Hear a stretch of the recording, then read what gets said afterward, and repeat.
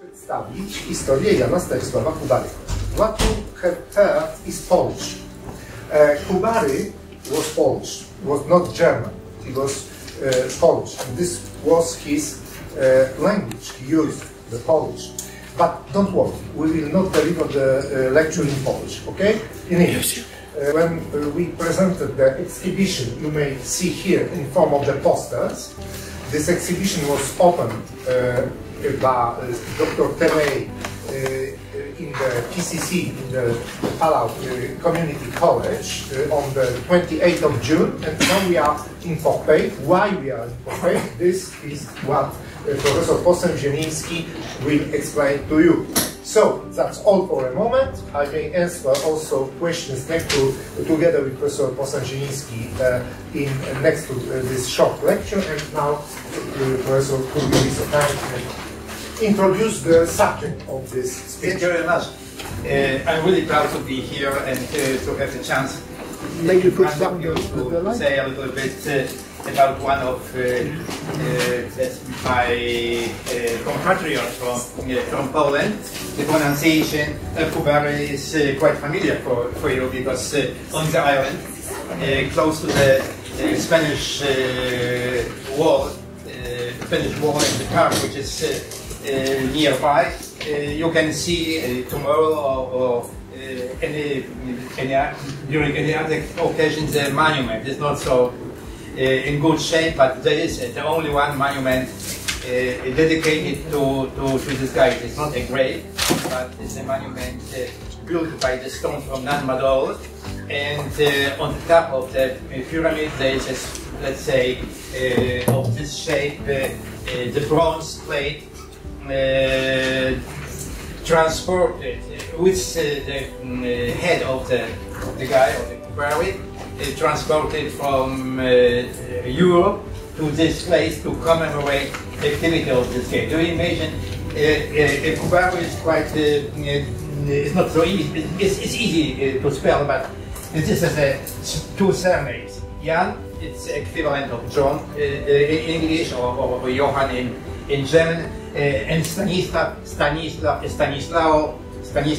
in different languages. This is quite Slavic, but very popular surname. This guy was acting as a researcher, explorer, naturalist in the 19th century, in the second half of the 19th century. He was born in the 40s, 1846 in Warsaw, in the same place where is the University of Warsaw. It's the capital of Poland, and he studied at the same university we came from, and he died in 1996 here in Pompeii. At that time, according to let's say historical sources, your homeland was called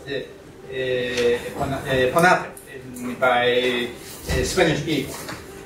So let's go to the next poster.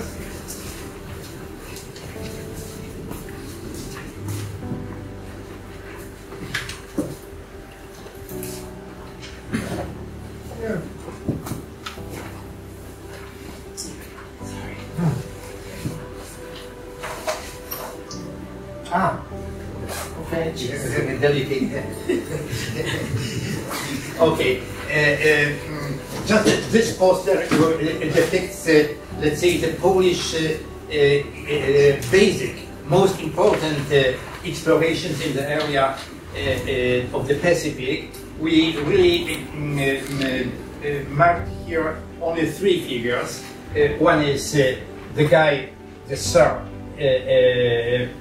Strzelecki. It's quite complicated, yeah, to follow this one. Strzelecki, discoverer of the interior of Australia. The biggest mountain in Australia is called Mount Kosciuszko, because Strzelecki decided, to put this name of the Polish hero to the mountain. The other one is very well-known anthropologist, the founder of of this field, which is called today social anthropology, and studies on people's society and people's culture. Malinowski, who did pretty long and intensive investigations in New Guinea, in turbulent island. And the third one is our hero of today, Kubary, so, who spent altogether in this area, not only in Pohnpei, but in Yap, in Chuk, or in Palau, and other, Nukuoro, for instance, altogether 27 years, until his tragic death in Pohnpei. Yeah,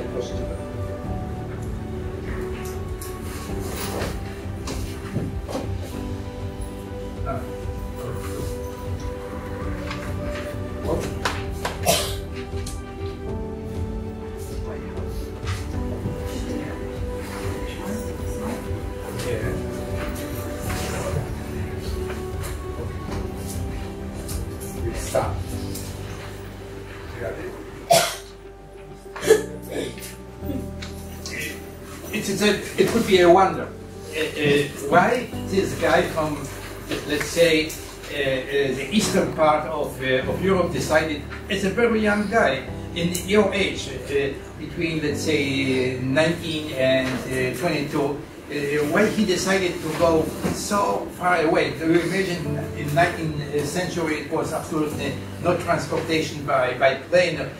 It was an area unknown for the Europe, and not many people who were not sailors or missionaries or just, you know, merchants decided to devote own his life to study and to live in the other country. The reason was quite simple. Mr. Kubary, as a young student in the high school, so younger than you, decided to join a special, let's say, a conspiracy group, anti-Russian. Poland at that time was occupied by Russian, let's say, huge state, imperialist state. So, among especially the youth, were many movements, small movements of protest, and finally, all these movements changed into the great insurrection, the great rebellion, anti-Russian. He was the member of this group. He was fighting as a member of the guerrilla, of the partisan group in the forest, let's say the jungle, in the interior of Poland, a couple of months. And when the insurrection, the rebel, was crushed down absolutely with the brutal forces of the Russian soldiers, he was incarcerated. It is the picture of one of the let's say, building especially built for as a prisoner. But thanks to his, let's say, how to say this, diplomatic and no, he had a chance to discuss his position with the Russians, and he decided, you know, to cooperate with the Russian forces to have the right to go to the university. So he was released from the prison, went to the university, the Warsaw University is one of the first buildings. It's quite interesting that now it is a headquarters of the anthropological department of the same university. And but he was just, you know, he was obliged to pay a great tribute to the Russian forces, to be a secret agent, and to deliver information about his colleagues. So it was absolutely unacceptable for him. So he disclosed this position, and suddenly he was trapped in two forces. Old colleagues didn't trust him and treated him as a traitor. On the other side, Russians decided, you know, to to send him to Siberia. So to avoid this really very tricky situation, do you imagine the guy 20 years old, decided to leave university suddenly and in secrecy to cross the border on foot. He went from the Warsaw to Berlin on foot, crossing the border, not saying even the one word of the farewell to his beloved mother, and he came without any money, without any support, without any diploma of the university to the Germany. Please, if you move to another poster. Number 3. Number 3. And which is interesting. Here.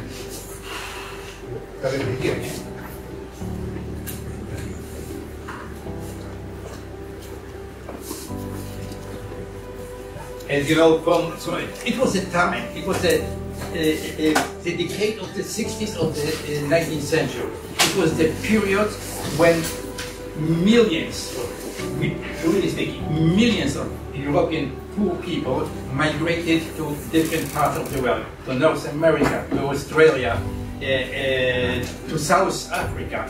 And the transportation was done mostly by the ships in the hands of the millionaire of the time, Mr. Kubary, who at that time used to live in Hamburg. And Mr. Kubary also operated in the Micronesia, Polynesia, New Guinea basin, all this area, because he collected copra in this area and sent this copra back to Europe, making great profit. But he was just, the son of the time. He was enlightened guy. So he decided, on the side to create in Hamburg a special so-called natural history museum. The museum devoted to, let's say, the exotic country, Africa, Oceania, North America, and packed it all the showcases with ethnographic, cultural objects, with natural, with some species, and with all, with fishes preparated for birth and so on. And to get this, to have this deal, done, he sent his, let's say, museum agents to all over the world, paying transportation and some additional money for as a living cost. And one of such a guy was a Kubary. He was, without family, without nothing, just looking for his place in the earth. So he decided quite quickly, signed the contract, the first contract for 5 years, and was sent to Samoa by such a ship. Is the next one. And when he came to the capital, I guess, of Samoa, Apia, he was over there in Apia, in Samoa, already in the 60s. The German, not colonial administration, but the German post were present, because Samoa at the time was an area of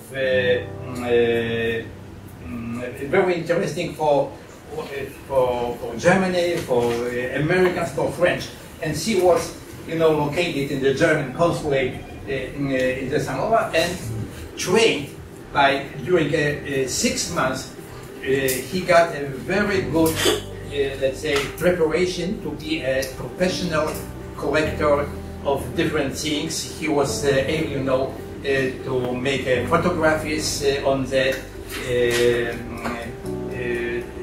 At that time, the majority of the photographs was done on glass plates. So he was also trained how to prepared for the shipping to Europe birds, fishes, and other species. So he started, and then after the completion of this, let's say, of this workshop, 6 months long workshop, he was sent to his, let's say, special field, Micronesia, and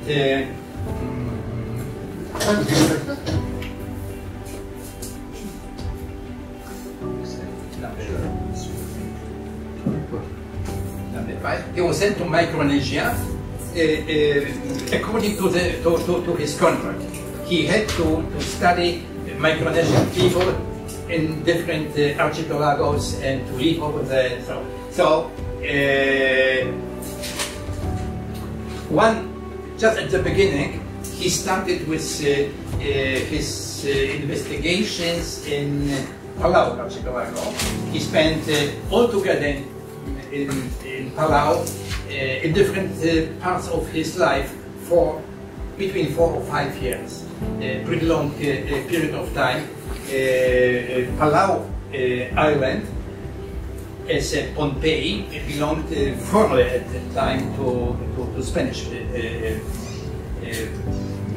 state, but really speaking, no Spanish presence was registered during the time of Kubary. So Kubary was only one European at the time when he came over there. What is interesting that this is the picture of the capital of Palau today, Kubary. Kubary is not only the name of this the city, but also of the island, which was a separate state.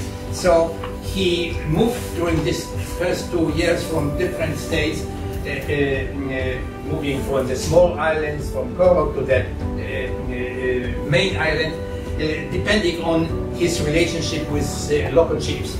But what is most important, we discovered this, being in Palau, talking to the chiefs, important chiefs or paramount, one of the paramount chiefs, also, that Kubary is until today among the population of Palau recognized not as so strong as a researcher, collector, because most important for the local people was Kubary's activity, in favor of the local people. That time, the sailors from Europe distributed in the Oceania region many disasters in the form of epidemics. So one of this epidemic was a flu, which was absolutely tragic for the people of Palau, and because Kubary was trained before emigration to the Pacific Ocean as a student of medicine, he was able to cure local people, especially let's say the family of the chiefs.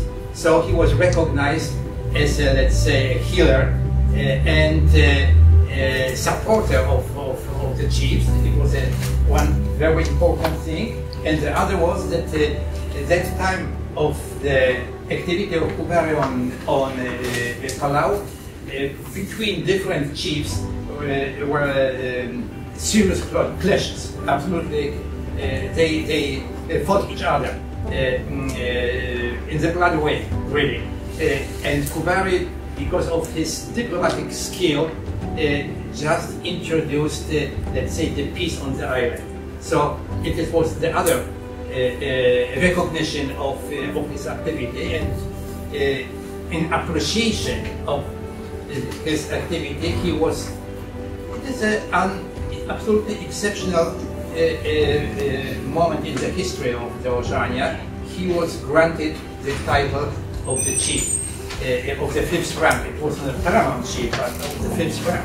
It means that he was able, to participate in chiefs gathering in this special important bayi houses, meeting houses, and was recognized with all privileges which belong usually to chiefs. And the funny story is that the memory of the Kubary's activity in, let's say, the local diplomacy and let's say curing the local people is not only being preserved until today, but we met the people in Palau with the surname Kubary. It is the surname, now it is just, you know, traditional surname given to girls and as well as to boys. So Kubary is just, you know, in such a way memorized. Quite interesting. And the next piece.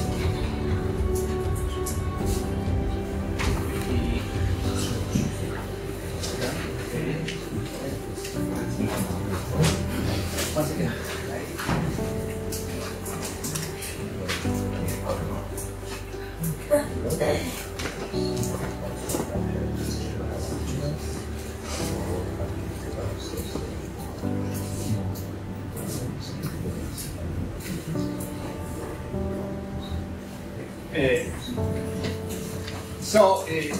What is interesting from the European point of view, it was a time with no internet, no television, nothing, you know, no libraries, absolutely, and you imagine only one guy, foreigner, in the archipelago.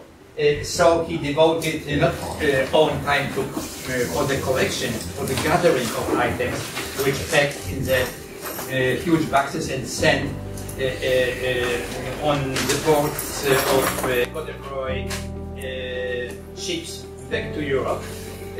But he wrote reports, let's say, according to today's terminology. He wrote articles, ethnographic articles on the local culture, had made absolutely ultimate studies on social structure of chiefdoms in Palau, on architecture, especially he was interested in the architecture of the Bai houses, these meeting houses dedicated for chiefs. And you know, I have seen his manuscripts stored in Hamburg, in one of the museums. I was astonished of his skill, of his drawing skill. He was also, you know, he had probably some kind of artistic ability, you know, these are original drawings taken from the manuscripts of Kubary. It's incredible, you know, documentation.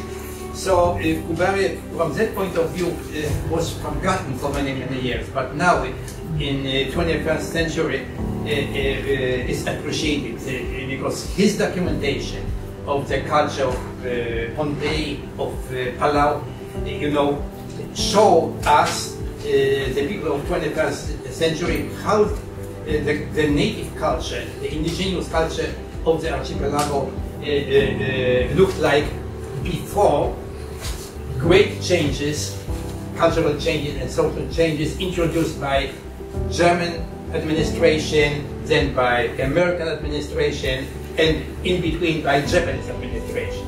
So, because he was the first one, and as a chief, he had access to any, let's say, hidden information.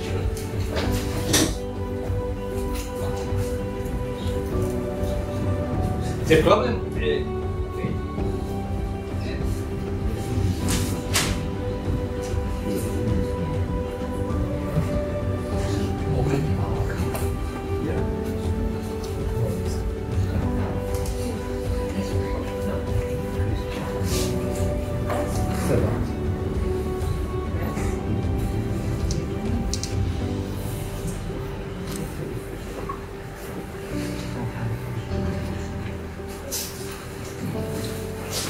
Bai of today.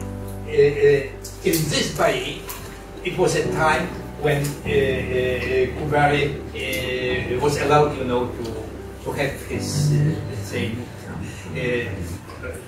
house or office or shelter. It's still preserved in a good shape because each area in Palau has its own meeting house, which is preserved, and the position of chiefs are really recognized by administration. This guy invited us to his home. He's a paramount chief of one of the area, and he shown us a special, let's say, genealogical tree in which Kubary is also marked as a.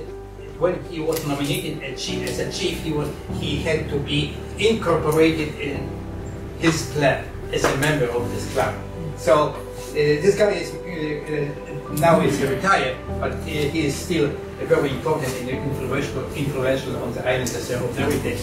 And another interesting thing is that Kubary, as I told you, photographed the local chiefs, chiefs' wives, some landscapes, and all these photographs are stored in Germany today in museums or in internet, are just accessible.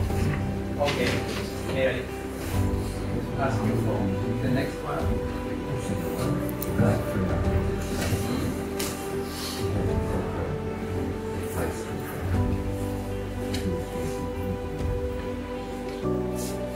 An unbelievable story.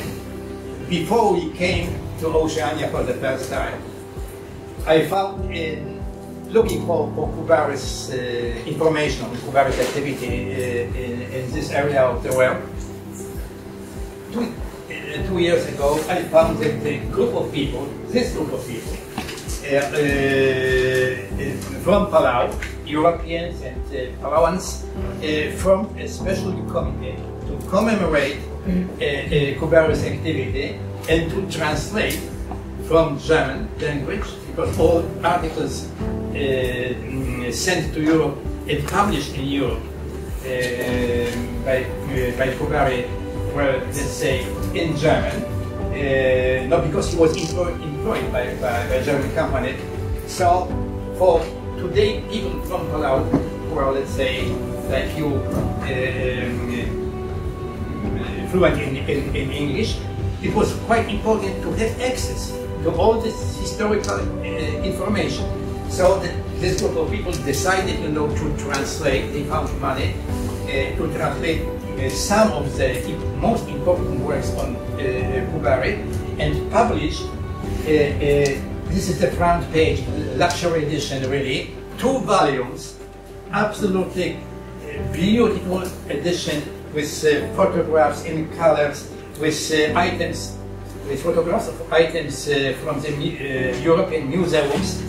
And there are 2 volumes. The first volume is dedicated to the culture of Palau. The second is on yacht. So the yacht is in Federated State of Micronesia, so it's also important for you.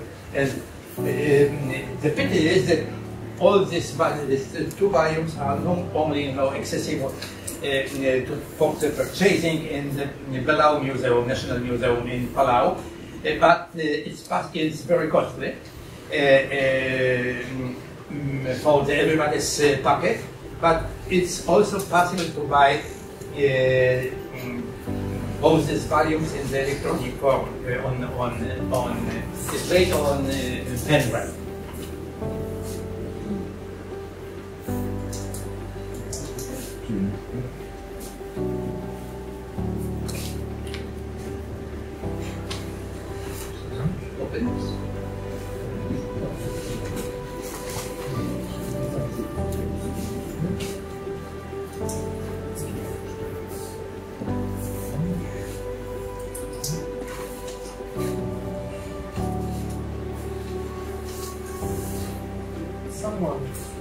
Yeah.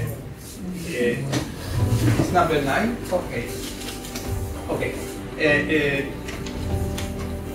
In Poland, the name and the achievement of Kubary is also recognize that this recognition is still growing, because we are interested in 19th century how it was possible, you know, for many people from Poland occupied by the Russian, Austrian, the Hungarian, and the German Empire to, you know, to spread all over the world and, you know, to function as a researcher in Siberia, in Oceania, in Africa. So this interest is growing, including the Kubary figure. Kubary, when he was here on Pompeii and on Punape, sent some of the articles in German to Germany, but simultaneously he wanted, you know, to be part of the academic society of the Polish nation. So he sent also articles in Polish language to newspapers, to journals rather, to journals published in Polish. There are a few examples in the Polish language.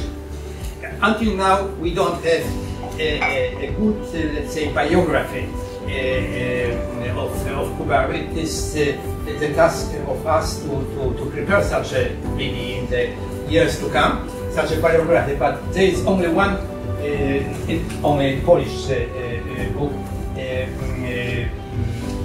dedicated to Kubary. As you see probably on the cover, there is a photograph taken by Kubary of the money, stone money from Europe. This is a good biography, but it was published in 60s of the last century, so it must be updated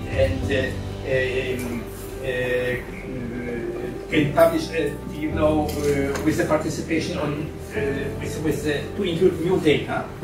And as you see, that's me, just in the front of this group. We are, you know, establish a very good relationship on the diplomatic level with authority of Palau Island, and thanks to our stay here, very short, but we also try to build a good relationship with the authority of Pompeii people, from the educational field to, let's say, administration field.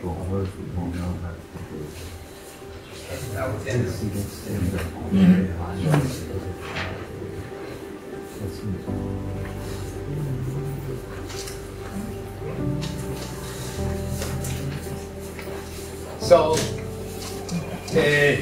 from Palau, Kubary, you know, all the time he moved from one archipelago to another archipelago, collecting, describing on behalf of different museum institutions from Germany, but he had also some contacts with museum in Tokyo in Japan and with Australia. By the way, in one moment he decided to leave for a short time, 1 year, let's say, or a couple of months rather, to leave Oceania and to see last time in his life his mother. And so he went to, decided to go to Europe, but he was deprived of the citizenship of Russian Empire, and he was suspicious that when he came back to Warsaw, he would be eventually as a refugee arrested. So he, during his trip back to Europe, he stayed in New South Wales in Australia and picked up and applied for Australian citizenship. So he came to Europe as a, let's say, a representative of the Commonwealth. He was protected with this documentation, can without any problem visit different places in that time Austro-Hungarian Empire, participated in scientific congresses of that time. So it was such a situation, but okay, he spent on yacht 2 2 years or so. So the documentation of the culture, pre-colonial, let's say, culture of Europe is excellent. All this, you see, all these photographs, drawings are, let's say, made by hand by Kubary.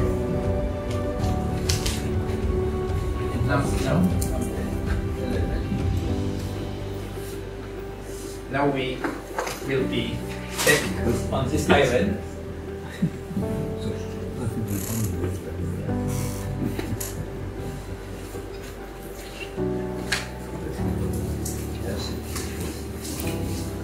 Okay, you see, I prepared, elaborated a couple of posters on Kubary, on Pompeii. So on Pompeii, he tried to establish his life for good. So he bought a plantation. He was deprived of the contract of, let's say, the contract with the German Museum was seized. So he was looking for some additional resources to establish his life. So he bought establishes a plantation, but it was not a good, let's say, farmer, absolutely. All the time he had financial trouble. But anyway, his last, let's say, a couple of years of his stay on Oceania, he spent on Pompeii. He had here the house. He established a family. He was married to the daughter of Anglican missionary and the local chief. It was a half-breed local lady. I don't know, maybe in the next poster it will be. But the most important achievement of his stay on Pompeii was his investigation, was his work, absolutely incredible documentation. This is the current image made by sophisticated equipment of archaeologists of today. And this is drawing made by Kubary. Look at the similarity. It was without any devices, absolutely. With only one guy did such a really very realistic sketch or plan of the Nan Madol, published in very difficult, accessible German journal. So, but he was really the first who discovered for Europe this archaeological site. And as you see, this is one of the structure photograph made by Kubary himself, and it's interesting. We just this is a top, yes, this is the major top. And when he came to Nan Madol, he photographed different structure to publish. But it was necessary for him to have an installed laboratory to protect this photograph. So he installed a very primitive but efficient laboratory in this chamber. So, and as I told you, his last period of his life was, you know, the end of his life was on Pompeii. This is Anna Yeliot, Pompeian woman, his wife. Interesting figure because of his, not only because of his, let's say, affiliation with some important chiefs' clans, but after the death of Kubary, she decided to marry one of the guy who was the leader of the anti-German uprising in which year? something like 93, I guess, 1893. It was a huge German uprising, crashed down with brutality, and the leaders were executed on the spot immediately. But the former widow of Kubary, actual wife of this leader, executive leader, was not executed because of her position and so on. She was sent by force. She was sent to Palau without right to come back here. So it was the crucial moment for the legacy of Kubary. All his archive was just, we don't know what happened to all these papers. The only preserved papers are in Europe, in Polish archives, and in German archives, not on Bay. And this is a grave. We are now trying, in cooperation with the local administration, with the mayor of Colonia, to develop a special program of the renovation of the. It looks like this. Now, this is the current, let's say, situation of the grave. It is, let's say, this monument I mentioned just at the beginning of my presentation. But this monument, at the beginning, in 1906, was in such a shape. You see the difference. The pyramid was just much higher, and on the top of the pyramid was great rock, and on the rock to the rock was attached this bronze plate. The plate existed, no, but the pyramid must be renovated, just put together all these stones. You see, it's quite interesting. The stones are from Nanmadol. This characteristic octagonal pieces of basalt rock. So we hope that with the help of the local authorities, it would be possible, to restore this shape as it used to be just at the beginning. Kubary was a tragic man because achievement was unbelievably great, but he was all his life in financial troubles, and he confronted many disasters. His plantation was affected by some disease. He was really very heart problems, and altogether, this, let's say, situation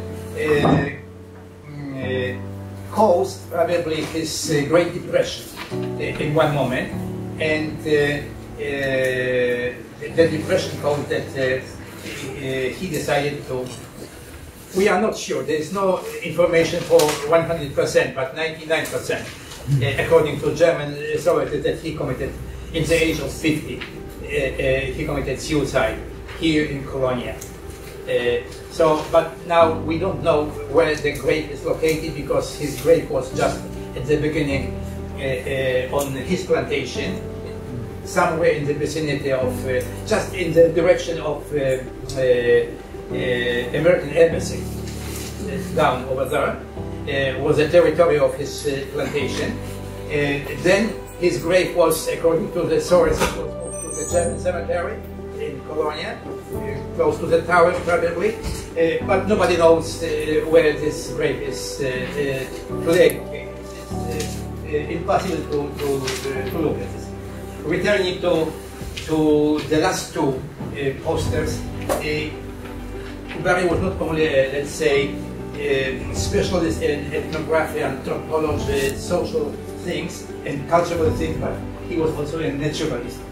So he collected, as I mentioned, hundreds of thousands of species, and sent all this stuff to Europe, to specialists who, let's say, had made identification, biological or zoological identification. And to commemorate the collectors, many species of birds and fishes today have a Latin name with, let's say, affiliation to Kubary, like this. Mariana crow, Corvus kubary, like this. Dark grey fantail, Ripidura kubary. Another bird, ground duck, Pampusana kubary, and so on, so on. It reflects his input into natural sciences and to other things. He was also a cartographer. He prepared many, because of his traveling from one island to another. He drew the plans, the sketches. Very important for sailors. And for many decades after the death of Kubary, his information how to approach to the harbor of any of particular island was based on information taken from the maps of Kubary, like this one. And one mountain in the New Guinea, close to another plantation in which he worked as administrator, is called to commemorate Kubary as a Mount Kubary. And the last poster is dedicated to his to Kubary's achievement on the shelves of the museums in Europe. It's really a pity that now to see the ancient pieces of culture from Pompeii, from from Palau, it's necessary to go to the museums of Germany.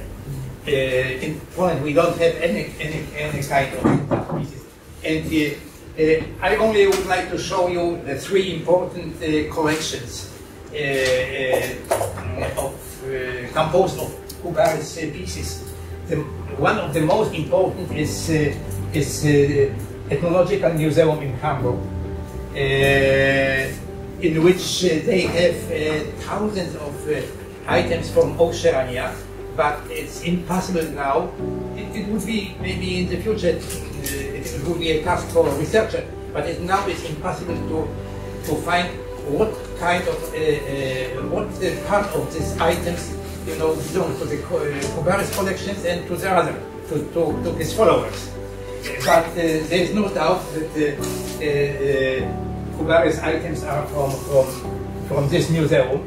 The second collection of from Pompeii, from Palau, from are stored in Ethnological Museum in Leipzig, in in the east part of the Germany. And the most important, the most prestigious, maybe not important, but most prestigious thing, which reflects, the appreciation of Kubary's input, is this building, the new building built in the just heart of Berlin, of the capital of the Germany. It's the fresh new, as you see. It is so-called Museum Island, very prestigious area. And in this building, there is a reconstruction of the Bailly house from Palau, and on the other side of the same hall, there is a huge showcase. You see this on all these items, up and down, are from the collection of Kubary. So in Berlin, we can see some example of the Kubary. But all these collections in Europe now available for studies or for recognition are only, let's say, I guess, 1/3 of the collections collected by Kubary, because during transportation from Oceania of items to Europe, many ships were, let's say, sunken, and the boxes were destroyed.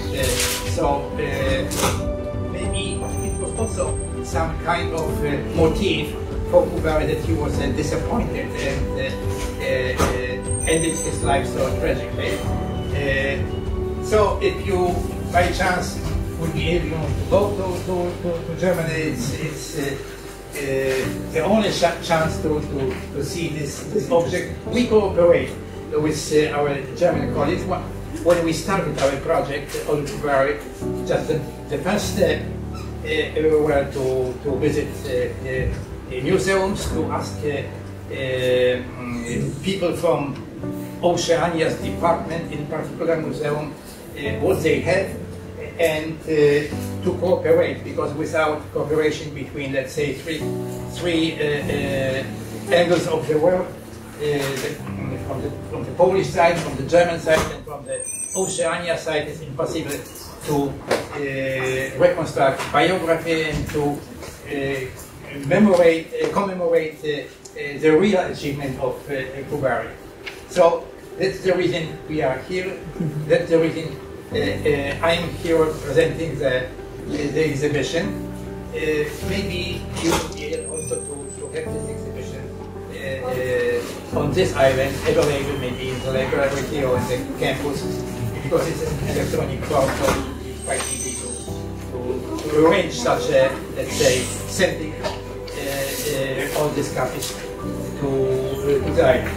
Thank you very much for your attention. If you have any kind of question, please, I will try to ask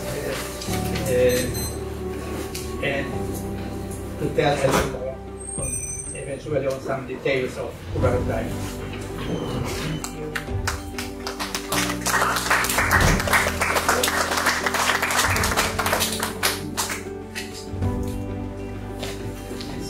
Kubary and the wife had children? Yeah. Two children. One boy, just in early age, maybe of 5 years, died and was buried here on Pompeii.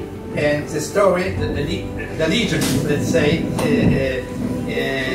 says that Kubary committed suicide on the grave of his boy. But he had a girl.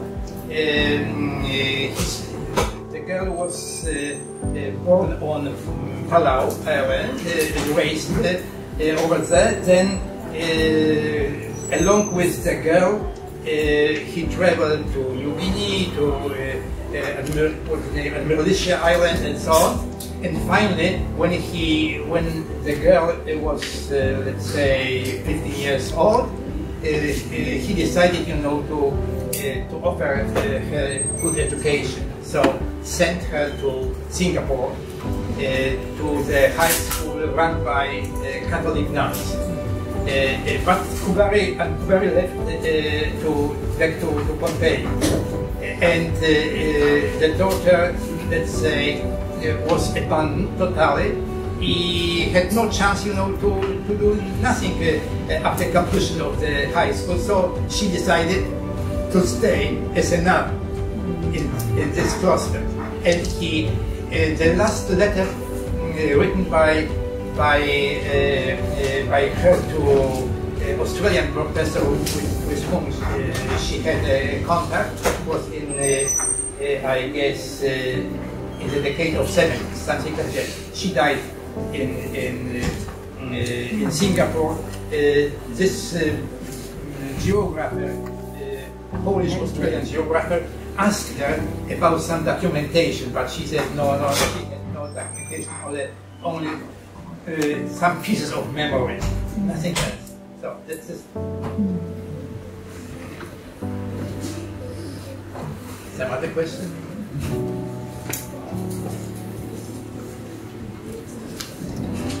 Anybody else has questions?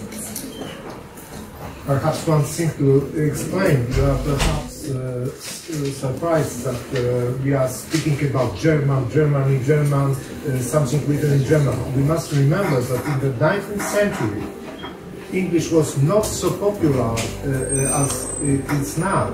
The two principal scientific languages in which articles were published were French and German, not English. So this situation changed close to the Second World War and next to the Second World War, next to 1945. And in this moment, English spread all in the world. But before, for example, when I was young, I was not born before the Second World War, okay? when I was studying, my first language to learn, to be able to read scientific articles was not English, was French. Was French. So for that reason, now when English entered and German was practically totally abandoned, only the Germans and Austrians speak German and publish in German. It was necessary to translate this legacy of Kubary into a language accessible for other people, for the present day people. For that reason, it was so important that the people from Palau decide to create by themselves, with their own money, this committee to translate at least 2 principal words to books. Better to say, those are what to say, collections of his papers written in German originally, and they translate it into English to give access to the legacy of Kubary, at least in part. We hope that perhaps we may do something similar here. It must be, I guess, my imagination to publish the third volume on Kubary's paper, dedicated to Pompeii, tradition and culture and history. He wrote a lot of things, not only the scientific reports, but also some kind of very interesting narrative story on depicting his everyday life and his relationship with the local people. So it is a piece of interesting history of everyday life of Pompeii in the, let's say, 80s and the 90s of the 19th century. It's part of your history. Thank you for your attention. Thank you very much. And thank you for coming. Yeah. Okay. If there are no questions, thank you very much. Thank you.